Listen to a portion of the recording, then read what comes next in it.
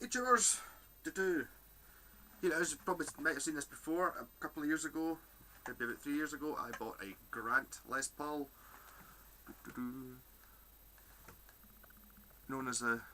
People always call it the lawsuit style headstock, because it looks like a Gibson, the open book one. Yep. This is actually the same one as some other videos. Ones where it's the dirtiest guitar in the known universe, which I kept manky for years just because I bought it. The guy who I bought it off in Baillieston, Shields Road, somewhere east end of Glasgow. It used to be his grandpa's. He used to gig with it every single Saturday night in well, I can't remember which pub it was, he said. And it had been basically sitting in the garage, not in a case, for years and years, and it had like a thick grime all over it. I kind of cleaned the back of the neck so I could play it, and I just loved it because it was so manky. About 6 months ago I did another updated video of it where I put like strings on it, and I put a nut on it crudely, which I've not quite finished with yet. And I was playing it just for a laugh. I gave it a bit of a wipe, and then recently I decided, just over the last month or something, I've been buying occasional bits. I bought these Epiphone bridge and tailpiece. Well, the guy said they were Epiphone from the 80s. Don't know. They look quite old though, because they're a wee bit tarnished in the top, which is quite cool. The pickups are from a Dean 1980 Dean Cadillac. I think 1980 is not the year, I think 1980 is the model, but I remember looking it up. It's kind of like a Les Paul with a spike on it. So these are like poleless and gold. I had them in one of them in my Epiphone SG for the last 5, probably maybe even more than that, years, and the other one was in my Kramer, which I've not even played for years either. So I nabbed them both out to put it in, and I had these machine heads I got off my pal Jim, who gave me a big massive bucket full of machine heads, most of them not full sets, and you know, all different colours and stuff. These are, I think they're, is it Jinho Korea or something like that in the back of them. They're quite good. And so I had them all out, took them out, drilled, I had to Dremel the backs to get the proper sealed units in. The old machine heads were they're really crappy type. You know, the ones that are like that. I don't know if you can see just how tarnished they were with a sort of cover on them. But you can see that's not really gold anymore, it's gone a sort of matte. I don't know. Look terrible. There's the pickups as well. These pickups were the ones that were in it, were they look like humbuckers, but they're not. Inside it's just a wee tiny single coil, and it's like half. It's obviously only half the size that way, but it's also only half as deep as like the ones you pickups you normally see, like your Strat ones or whatever. Grant is one of these shops in the 70s that imported guitars from Japan. I think they all did it. Everyone did it. There was CSL and Arbiter and Grant and all these people, and they imported these guitars. Are basically exactly the same as an Ibanez model, which I've seen quite a few of. That's identical. I've seen half a dozen different makes where it's very obviously exactly the same guitar. The difference is when these shops ordered them, when you're in batches of 100 or whatever from Japan, they would get whatever name they wanted on their headstock. This one being Grant. So you get different headstocks, and you could also spec out what hardware you wanted on it. And I think to keep them cheap, Grant went for the cheapest hardware you could get. So the bridge is really flimsy, and you know, everyone's just cheap. The guitar itself is the same as an Ibanez, which is great. You know, lovely guitar. Well, nice Les Paul custom if you're into that sort of thing. I'm not a big Les Paul fan, but a bit common. I like spikier things. So maybe I could A/B this video with the other one. This is the neck pickup, bridge pickup. A/B this with the other one. So it's got not the right strings on it. I put 9s on it because that's what I had, and they're not elixirs because it's what I had. So a wee bit of getting used to.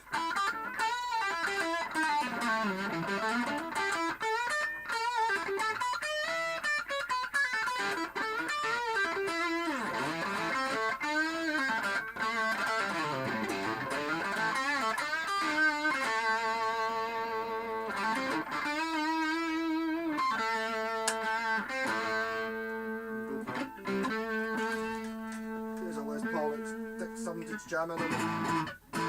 That'll do.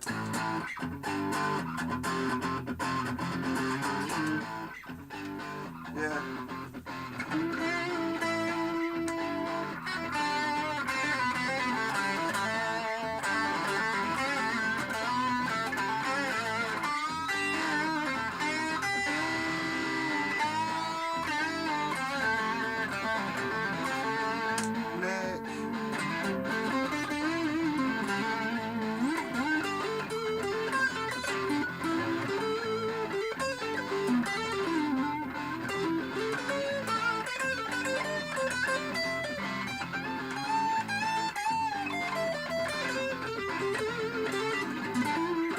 Strings aren't stretched in yet, so we'll bend it too much to make it too.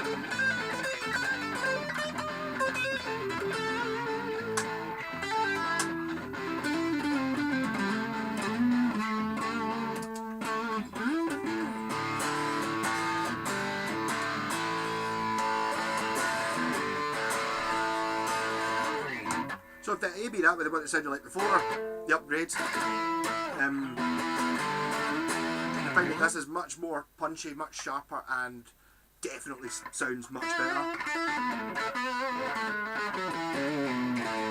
Although I have been a wee bit cheeky there because I put these pickups in, the new ones, I put in a push-pull coil defeat in there, and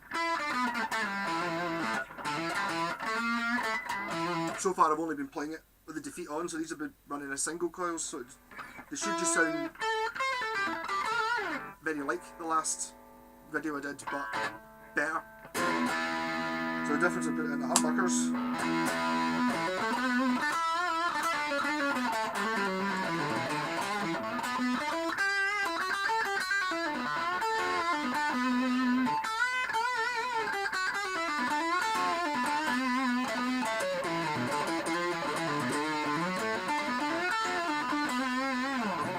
Actually sounds like a Les Paul, like the first time this guitar has ever sounded like a Les Paul ever, because those pickups were definitely original from the 70s and never been out. Neck.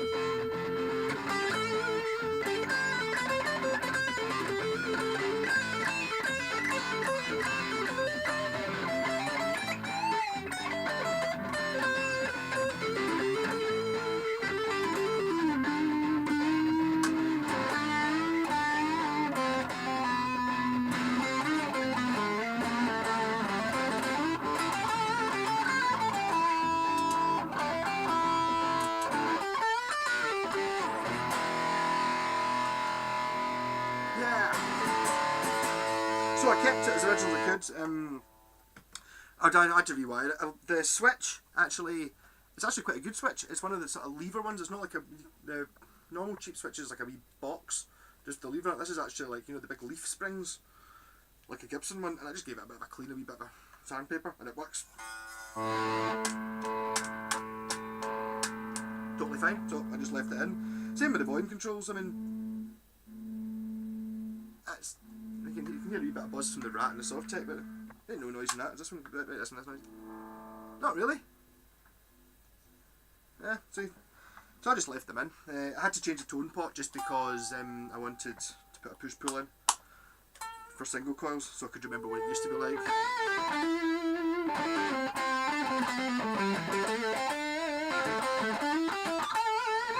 So what else did I do to it? I didn't really do that much. I gave it a good clean. It really was absolutely stinking. It's cleaned up rather well. The frets are really low on it. I've heard the original Gibsons were called fretless wonders. The custom, because the frets were so low, they're kind of like that in this. I wonder if maybe they copied that as well as just the shape. But it really is.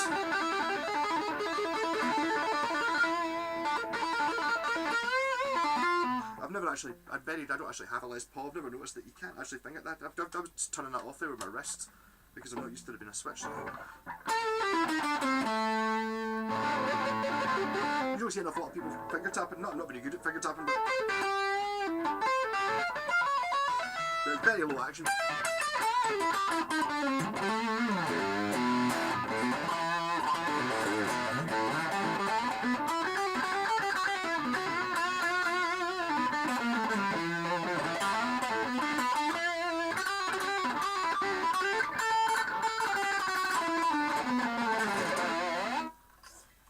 Yep, I've already mentioned the fact that in the 70s it was applied with a custom gold stripe down the outside, which I think is pretty cool, so I've left it on.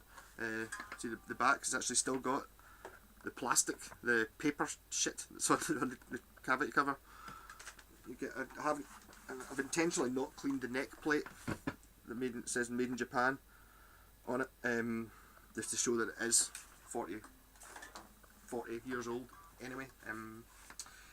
I think that's me, Les Paul. I should have been playing Rockin' in the Free World. Oh, how'd you play Rockin' in the Free World?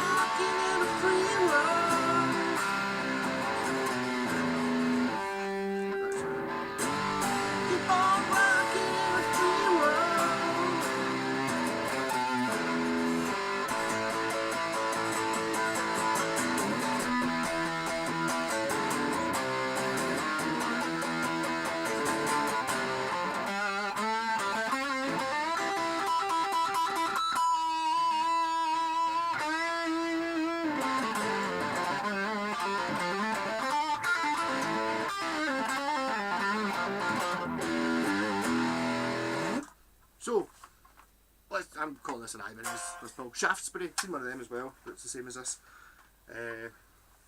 So Ibanez guitar, but I've had to replace a lot of the hardware because it was 40 years old and it wasn't very good to start with. So Epiphone bridge, Dean Cadillac pickups, and they're Korean machine heads.